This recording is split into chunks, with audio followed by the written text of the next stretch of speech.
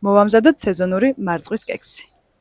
ვიდეოს დასაწყისში ჯერ კიდევ არ ვიცი თუ რაოდენ გემრიელი და ფაფუგი კექსი გამომდის, თორემ ცოტა უფრო მეტ ემოციას ჩავდებდი, რომ მიმეხვედრებინეთ ერთი წუთის შემდეგ როგორი კექსი გელოდებათ.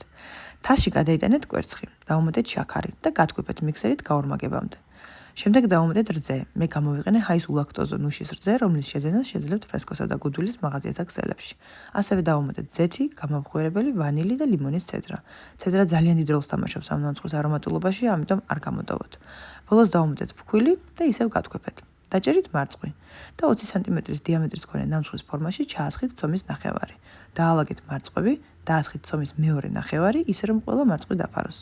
ცომზე ისევ დაალაგეთ მარწყვის ნაჭრები, მოაყარეთ ნუშის ფანტელი გასაფორმებლად და გამოუწყოთ 180 გრადუსზე 55 წუთით. სრული გაგრილების შემდეგ მოაყარეთ შაქრის პუდრი, დაჭერით და გემრიელად მიირთვით. მითხარით, ხომ დარწმუნდით, რომ ძალიან ფაფუგი და ჰეროვანი კექსი გამოვაცხე? გელოდებით კომენტარებში.